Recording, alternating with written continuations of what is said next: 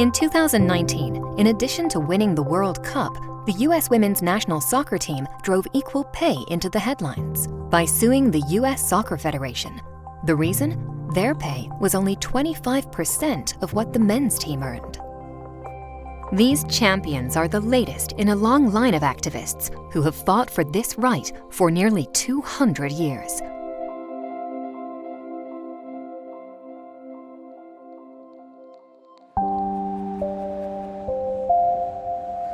The story of equal pay in the U.S. is the story of women's fight for recognition of the value of their work.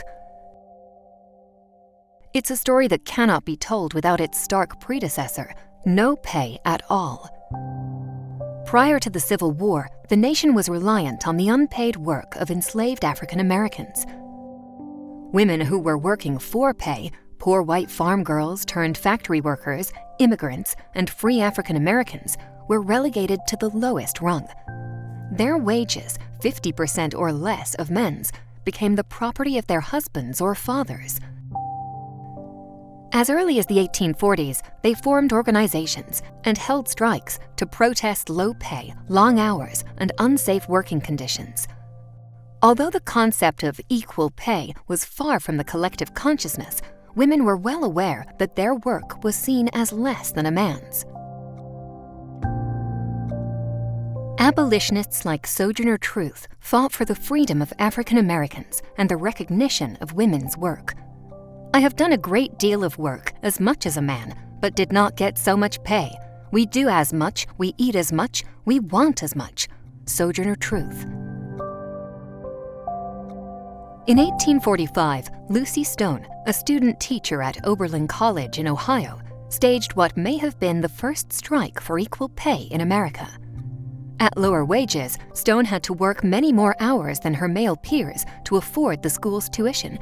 She began a months-long protest, and the college eventually agreed to equal pay for all student teachers.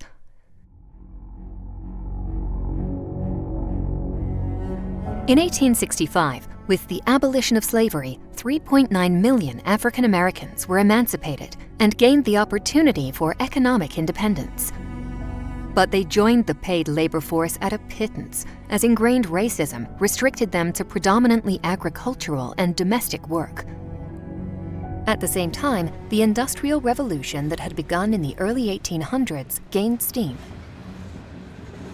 Waves of rural young women and immigrants from all over the world toiled up to 72 hours a week in the homes of the well-to-do or in dust-choked garment factories, canneries, and mills, still at 50% or less of what men were paid. At least by the late 1800s, most women, married or single, could keep the money they earned. In response to low wages, sweatshop conditions, and 14-hour days, women such as Chicago seamstress and union activist Lucy Parsons organized on behalf of workers' rights. She led marches of garment workers in the late 19th and early 20th centuries and helped establish the Industrial Workers of the World, which fought for higher pay, shorter days, and safer conditions.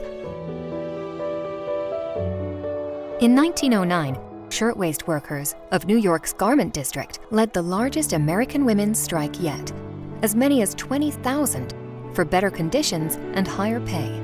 But workers' rights and equal pay were not popular causes. Then came the World Wars. During World War I, women filled the factory jobs of men turned soldiers, but most were paid reduced wages. At the same time, African American women were, in larger numbers, able to take office and manufacturing positions. After World War I, spurred on by continuing deplorable working conditions, the Women's Trade Union League gained strength and bargaining power. This was due to organizers such as hatmaker Rose Schneiderman, who encouraged African American, Jewish, and Puerto Rican workers to join. In 1938, workers' rights advocate Frances Perkins, President Franklin Roosevelt's Secretary of Labor, helped push through the Fair Labor Standards Act. This finally established a national minimum wage, an 8-hour workday, and time and a half over 40 hours a week. Unfortunately, this law excluded agriculture, domestic labor, serving staff, and retail workers, effectively denying workplace protections to many women and people of color. During World War II, 19 million women of diverse backgrounds broke gender barriers and filled the jobs previously held by men. To prevent a strike, the National War Labor Board mandated that the 3 million women working in the defense industries receive the same pay as men for the same job. For the first time, the federal government supported equalizing the status of male and female workers. Once World War II ended, many women returned to the roles of wives and mothers. Those who stayed in the labor force out of economic necessity, many African Americans, immigrants, and working-class white women, were largely prevented from holding the same jobs as men. Therefore, trade union feminists focused on achieving comparable pay for comparable jobs. Even the better jobs available to women, secretaries, clerical workers, nurses, teachers, and telephone operators, routinely paid 50% of a man's wage. Racial discrimination in pay also was ubiquitous. In the 1940s, Sue Cowan Williams, an Arkansas high school teacher, represented African American teachers in a class action lawsuit against the Little Rock School District, challenging salary discrepancies based on race. Williams won the case on appeal. In 1944, Republican Congresswoman Winifred Stanley, a lawyer from New York, introduced the first equal pay legislation. It did not pass. From 1945 to 1963, equal pay legislation was introduced in every session of Congress, only to fail each time. But the call for change was growing across racial, religious, gender, and class lines. And finally, in 1963, at a time when 43% of all women were working at a rate of 60 cents to every dollar, the tide turned. Longtime union organizer Esther Peterson, director of the Women's Bureau of the Department of Labor, urged President John F. Kennedy to establish the first National Commission on the Status of Women. As a result of the commission's findings, the Equal Pay Act was passed in 1963. Finally, under the law, women's work was worth the same as men's. Every company in the United States, and certainly stimulate governmental leadership in providing equal pay and equal conditions for women. We can do a much better job on that.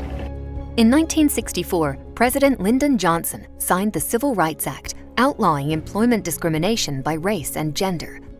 These two crucial laws gave women a springboard towards economic independence, access to higher income jobs, and legal support to earn the same wages as men. Over the course of the next 40 years, more women of all ethnicities and socioeconomic backgrounds entered the labor force in higher income fields, virtually exclusive to men, like medicine, business, law, policing, plumbing, and firefighting. Equal pay became an issue championed by the working class, as well as the growing professional class of women. However, addressing pay differences in the workplace presented a considerable risk, and many women kept silent for fear of losing their jobs. In 2009, with 59% of American women working and the pay differential for women still languishing at 77% of men's salaries, President Obama signed the Lilly Ledbetter Fair Pay Act. This law gave women more rights to take action against their employers, no matter how long they had endured unequal pay. I signed this law because I want young women like my own daughters to have chances and opportunities that my mom and grandmother never could have dreamed of. To ensure compliance, President Obama also issued an executive order in 2014 requiring all federal contractors to report their wages every 6 months. President Trump, however, rescinded this order before it could take effect. The fight continues. Over the past 50 years, although the pay gap has narrowed, it has not closed. In 2017, actress Michelle Williams discovered that for reshooting scenes in Ridley Scott's film All the Money in the World, she had been paid less than $1,000, while her co-star Mark Wahlberg was paid $1.5 million.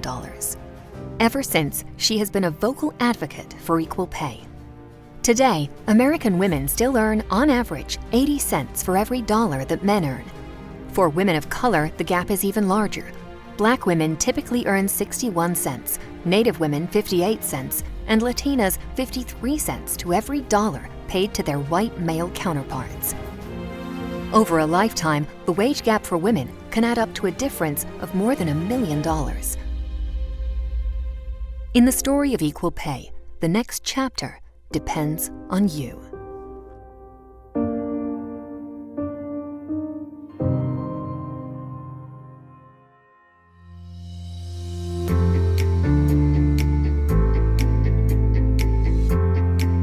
Thank you for watching this story from our online docuseries Stand Up, Speak Out, the personal politics of women's rights.